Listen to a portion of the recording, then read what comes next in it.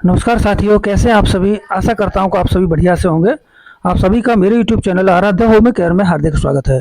साथियों, आज मैं आपको अस्थमा के बारे में जानकारी दूंगा और इसके क्या सिम्टम्स होते हैं और क्या खाना है क्या नहीं खाना है, इसके बारे में विस्तार से जानकारी आपको दूंगा और सबसे बेस्ट होम्योपैथिक दवा आपको बताऊंगा। इस वीडियो को शुरू करते हैं। हाल के दिनों में साथियों, अस्थमा के मरीज बढ़ते जा रहे हैं। अस्थमा को दमा भी कहा जाता है। अस्थमा फेफड़ों में वायु मार्ग से संबंधित एक बीमारी है। विशेषकर इसमें सांस लेने और छोड़ने में तकलीफ महसूस होती है। सांस फूलने के कई कारण होते हैं। शरीर में खून की कमी, हृदय रोग, किडनी खराब होना या शरीर में अतिरिक्त वजन या मोटापा होना कारण भी सांस की तकलीफ हो सकती है। हालांकि इसे अस्थमा रोग नहीं कहा जाता है। फेफड़ों के अंदर वायु मार्ग में सूजन से उनका व्यास कम हो जाता है और स्राव को बढ़ाता है और रक्त वाहिकाओं को संकुचित करता है। ऐसे में सांस छोड़ने में दिक्कत होती है।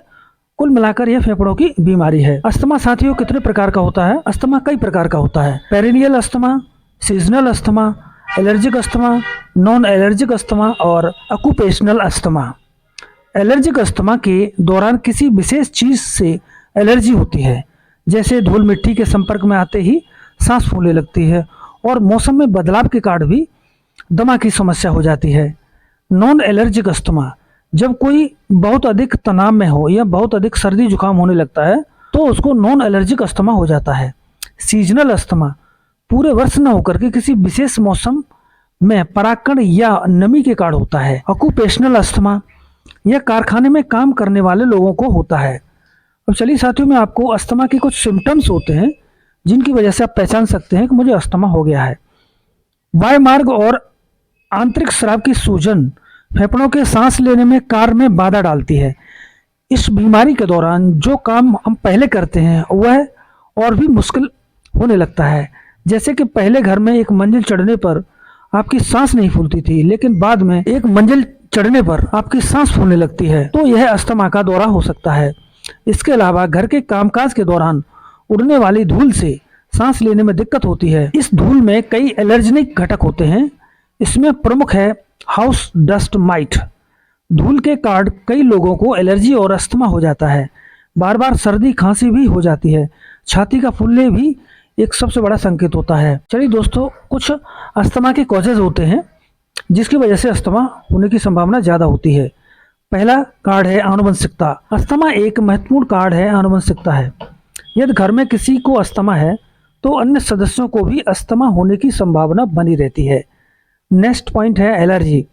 अस्थमा का मुख्य कारण है एलर्जी। अगर आपको किसी चीज़ से एलर्जी है और बार बार उस चीज़ के संपर्क में आते हैं या एलर्जी वाली चीज़ों का सेवन करते हैं तो खून में कुछ घटक बढ़ जाते हैं। इसमें आइसोनोफिल नामक तत्व बढ़ जाता है। इससे वायुमार्ग में सूजन आ जाती है। नेक्स्ट है पर्यावरणीय इन्वायरमेंटल फैक्टर्स। पर्यावरण और अस्थमा का गहरा संबंध है। सर्दी या ठंडा वातावरण, धूल और प्रदूषित वातावरण भी अस्थमा के लिए अनुकूल होते हैं।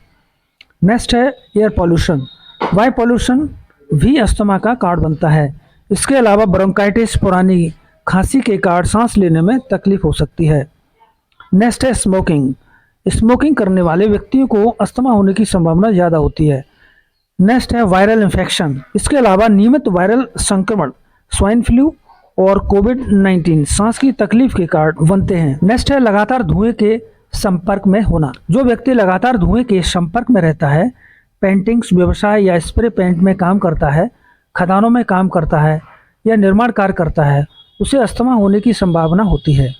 हालांकि वे इसके संपर्क में कितने समय तक रहते हैं, फेफड़ों पर इसका कितना असर होता है, यह रोग प्रतिरोधक क्षमता पर निर्भर करता है। चलिए दोस्तों, कुछ अस्थमा के ट्रिगर करने वाली कुछ चीज़ें हैं जो अस्थमा को बढ़ावा देती हैं। सबसे पहले है एलर्जी।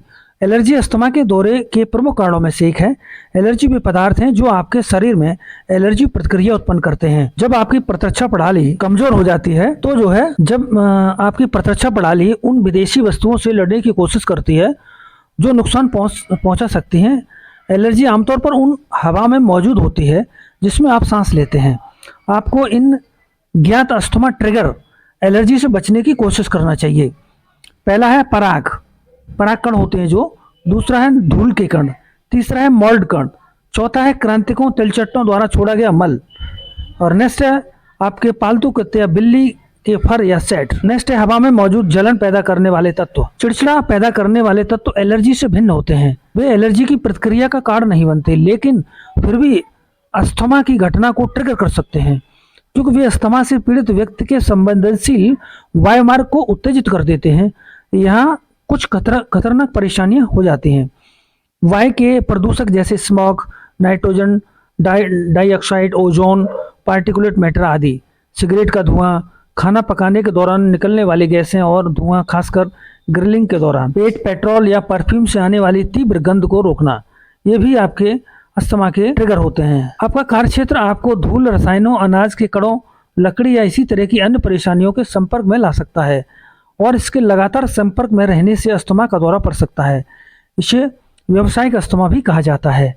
श्वसन संबंधी समस्याएं, यदि आपको श्वसन संबंधी संक्रमण हो जाता है तो इससे अस्थमा का दौरा पड़ सकता है। पकड़ने की कोशिश न करें। बुखार, सामान्य खांसी और जुकाम, साइनस का संक्रमण, निमोनिया। व्यायाम से आप अधिक तेजी से सांस लेते हैं और यह अस्थमा का एक सामान्य ट्रिगर है। शारीरिक गतिविधि ब्रोंकियल नलिकाओं को संकुचित कर सकती है और लक्षण व्यायाम करने के लिए कुछ ही मिनटों के भीतर प्रकट होंगे। इसे व्यायाम प्रेरित अस्थमा अटैक कहा जाता है। आपको यह सीखना होगा कि अपने अस्थमा को बढ़ाए बिना किस हद तक व्यायाम कर सकते हैं, ताकि आपको व्यायाम छोड़ना न पड़े, जो आपके स्वास्थ्य के लिए महत्वपूर्ण है। मौसम, कुछ प्रकार के मौसम अस्थमा को बदतर बना सकते हैं। कड़वी या कड़ाके की ठंडी हवाएं, उच्च आर्द्रता वाले नम चिपचिपा मौसम अस्थमा के दौरे को ट्रिगर करते हैं। प्रबल भावनाएं, अपनी भावनाओं पर नियंत्रण न रख पाने से अस्थमा का दौरा पड़ सकता है। जब आप तीव्र भावनाओं को महसूस करते हैं तो आपकी हृदय गति और श्वास तेज हो जाती है, और यदि आपके फेफड़े में परिवर्तन का सामना करना शुरू कर देते हैं। आपको जिन भावनाओं, परिणामों को, कार्यों को कम करने का प्रयास करना चाहिए। गुस्सा, उत्तेजना, डर, घबराहट, रोना, हंसना और येलिंग। कुछ औषधियाँ भी अस्थमा को ट्रिगर करती हैं। कुछ दवाएं अस्थमा के दौरे को ट्रिगर कर सकती हैं। स्वास्थ्य स्थिति, कुछ स्वास्थ्य स्थितियां न केवल आपके अस्थमा को ट्रिगर करेंगी बल्कि बढ़ाएंगी। स्लीप एपनिया में बाधा डालें। लंबे समय तक फेफड़ों में रुकावट, खाने की नली में खाना ऊपर लौटना, रेनाइटिस, साइनोसाइटिस, मोटापा, नाक के पॉलिप्स। अब दोस्तों अस्थमा को डायग्नोस कैसे करेंगे? अगर आपको बार बार सर्दी लगना, छींक आना, गले में घरघराहट होना, वातावरण बदलने पर खांसी का प्रकोप होना जैसे लक्षण हो तो आपको तुरंत डॉक्टर पास जाना चाहिए। डॉक्टर फिजिकल टेस्ट के माध्यम से आपके अस्थमा की जानकारी प्राप्त कर सकता है। फेफड़ों की क्षमता का परीक्षण पीक फ्लो मीटर नामक उपकरण से हवा उड़ाने की आपकी क्षमता की जांच करके किया जा सकता है। इससे प्रारंभिक निदान किया जा सकता है। फेफड़ों का परीक्षण स्पायरोमेट्री, अस्थमा का ठोस निदान करने के लिए फेफड़ों का कार्य परीक्षण किया जाता है। अब दोस्तों इसको प्रिवेंशन कैसे कर सकते हैं? अस्थमा आमतौर पर एलर्जी के कारण होता है, जिससे हमारा शरीर पराग या धुएं जैसे ही खतरनाक पदार्थों मानने की गलती करता है। अस्थमा के दौरे को रोकने की सबसे अच्छा तरीका सामान्य एलर्जी पर नज़र रखना, अपने नियमित जीवन में ट्रिगर्स से दूरी बनाए रखना अस्थमा के हमलों को सीमित करने में मदद मिलेगी। धूल और फफूंदी को दूर रखने के लिए घर की नियमित सफाई करें। यदि आप धूम्रपान करने वाले हैं तो धूम्रपान छोड़ दें या निष्क्रिय धूम्रपान से बचें। परागकण और पालतू जानवरों के बालों के संपर्क में आने से बचें। अत्यधिक मौसम परिवर्तन के दौरान सावधानी बरतें। अगरबत्ती या लकड़ी जलाने से बचें। कुछ ऐसे आहार हैं जो अपनी डाइट में शामिल करेंगे तो आपको अस्थमा की समस्या थोड़ी सी कम महसूस होगी। अनाज, पुराना चावल, गेहूं, जौ, दाल, मूंग, मसूर, अरहर की दाल, फल और सब्जियां, लौकी, तोरई, कद्दू, करेला, पालक, फूलगोभी, गाजर, बैंगन, बथुआ, टमाटर, मौसमी हरी सब्जियां, पपीता, शकरकंद, सेब, जामुन और स्ट्रॉबेरी। और कुछ चीज़ें भोजन में शामिल करने से बचें, जैसे अनाज है, दाल है, उड़द की दाल, मटर, चने की दाल कम से कम खाएं, और आलू, अन्य प्रकार की चीज़ों को भी कम शामिल करें अपने खाने में। तेली, मसालेदार, घी, ज़्यादा नमक वाली चीज़ों से आप परहेज़ करें और फास्ट फूड बिल्कुल भी ना खाएं। एनिमल फूड कोशिश करें कम से कम लें। अब अस्थमा के कुछ होम रेमेडीज़ हैं। चलिए दोस्तों, अब मैं आपको कुछ होम्योपैथिक मेडिसिन अस्थमा की बताता हूँ, जो सबसे रामबाण दवा है, जिसका नाम है R43। यह एक जर्मन मेड दवा है और अस्थमा के लिए सबसे रामबाण दवा है। इसका उपयोग कैसे करना है आपको? इस दवा को जो है 15 बूंद गुनगुने पानी के साथ डालेंगे। आप आधा कप पानी लेंगे, उसमें 15 बूंद डालेंगे। 15 बूंद आपको सुबह लेनी है, 15 बूंद आपको दोपहर को लेनी है, 15 बूंद आपको शाम को लेनी है। ये खाली पेट लेनी है। इसके आधे घंटे पहले कुछ नहीं खाना है और इसके आधे घंटे बाद कुछ नहीं खाना है।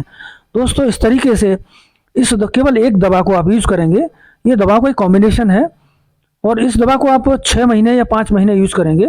मैंने अपनी क्लिनिक पर कई पेशेंटों को दिया है और इससे काफ़ी अच्छी उनको राहत मिली है, यानी अस्थमा जो है 5 या 6 महीने में बिल्कुल ठीक हो गया है। तो इस तरीके से आप इस दवा को यूज़ करेंगे, 3 टाइम यूज़ करना है, तो आपका अस्थमा जो है 5 या 6 महीने में हमेशा के लिए ठीक हो जाएगा। और यह दवा आपको जानकारी के लिए उपलब्ध कराई जा रही है, इसका सेल्फ मेडिकेशन न करें। अगर आपको कोई भी समस्या है दोस्तों, तो आप किसी नज़दीकी होम्योपैथिक डॉक्टर के पास जाएं और वहाँ से अपना ट्रीटमेंट ले सकते हैं।